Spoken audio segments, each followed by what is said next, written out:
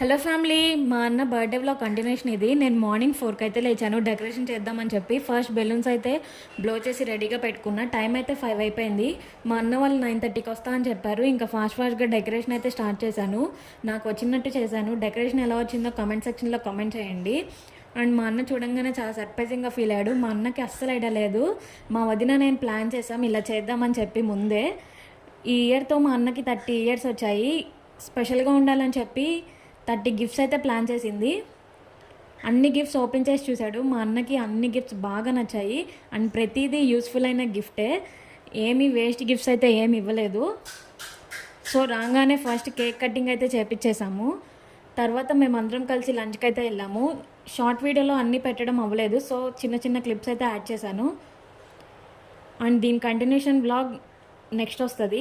ఈ వీడియో నచ్చితే లైక్ చేయండి, షేర్ చేయండి అండ్ కామెంట్ చేయండి. అండ్ సబ్స్క్రైబ్ చేసుకుని అయితే మర్చిపోవద్దు. బాయ్.